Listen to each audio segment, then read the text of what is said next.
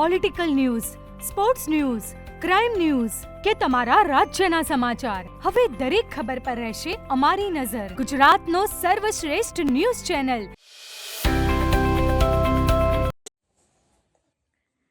સરસ્વતી તાલુકાના રખાવ ગામે ધૂળેટીના પર્વના દિવસે દેશી દારૂની ભઠ્ઠી ઉપર જનતા રેડ. દેશી દારૂના સાધનો સાથે પાટણ ધારાસભ્યને સાથે રાખીને ગ્રામજનોએ સરસ્વતી પોલીસ મથકે હલ્લાબોલ કર્યો. પાટણના ધારાસભ્યનું એંગ્રી યંગ મેન રૂપ પોલીસ અધિકારીઓનો લીધો ઉધડો. પાટણ વિધાનસભા બેઠકના ધારાસભ્ય ડોક્ટર કિરીટ પટેલ સહિત સરસ્વતી તાલુકાના રખાવ ગામના ગ્રામજનોએ દેશી દારૂના દૂષણો સામે આક્રમક વલણ અપનાવ્યું છે, જેને પગલે સ્થાનિક રાજકારણ અને પોલીસ તંત્રમાં ગરમાવો આવી ગયો છે.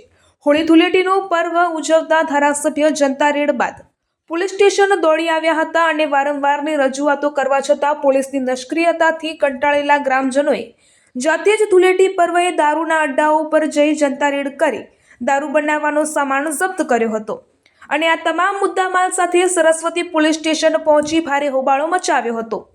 અહીં પાટણના ધારાસભ્યનું એંગ્રી યંગ મેન રૂપ જોવા મળ્યું હતું. તેમણે પોલીસનો ઉથડો લીધો હતો. પ્રાપ્ત માહિતી અનુસાર રખાવ ગામમાં હાલમાં એક પ્રતિષ્ઠા મહોત્સવ જેવો ધાર્મિક પ્રસંગ ચાલી રહ્યો છે. આ પવિત્ર વાતાવરણ વચ્ચે પણ ગામમાં ચાલતા દારૂના અડ્ડાઓ બંધ ન થતા સ્થાનિકોમાં ભારે આક્રોશ જોવા મળ્યો હતો.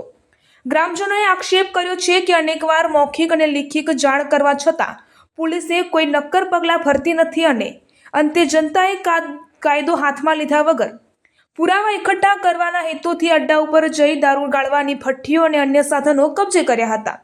પોલીસ સ્ટેશનમાં પાટણ ધારાસભ્ય કિરીટ પટેલે મીડિયા સમક્ષ જણાવ્યું હતું કે ગામની અંદર ખુલ્લેઆમ વિદેશી દારૂ વેચાય છે.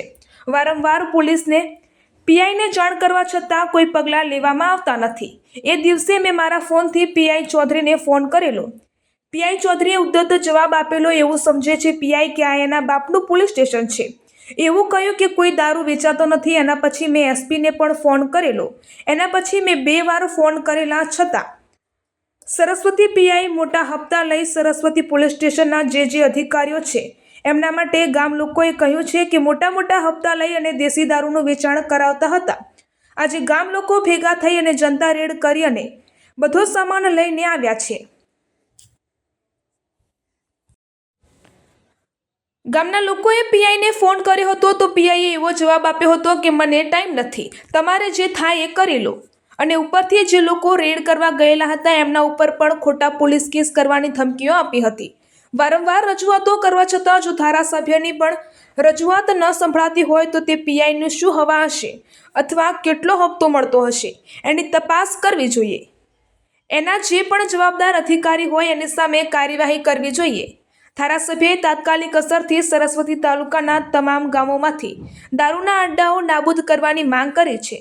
પોલીસ મથક પરિસરમાં લોકોના ટોળેટોળા ઉમટી પડ્યા હતા અને સૂત્રોચ્ચાર થતાં વાતાવરણ તંગ બન્યું હતું. સ્થાનિકોનું કહેવું છે કે જો આગામી દિવસોમાં કડક કાર્યવાહી નહીં થાય તો આંદોલન વધુ તેજ બનાવવામાં આવશે.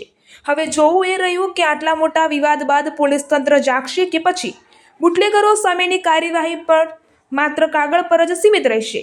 અહેવાલ યશપાલ સ્વામી, પાટણ. ગામની અંદર ખુલ્લેઆમ દેશી દારૂ વેચાય છે. વારંવાર પોલીસને પીઆઈને જાણ કરવા છતાં કોઈ પગલાં લેવામાં આવતા નથી. એ દિવસે મેં મારા ફોનથી પીઆઈ ચૌધરીને ફોન કરેલો. પીઆઈ ચૌધરીએ ઉદ્ધત જવાબ આપેલા. એવું સમજે છે પીઆઈ કે આના બાપનું પોલીસ સ્ટેશન છે.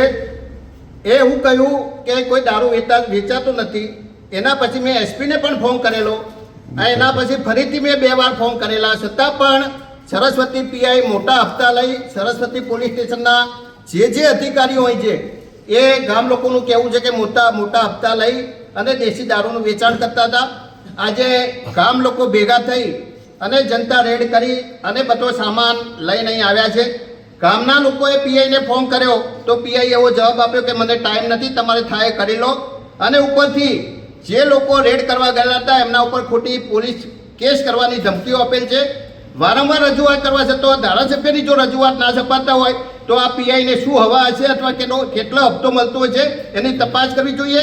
એના જે પણ જવાબદાર અધિકારી હોય એની સામે કાર્યવાહી થવી જોઈએ.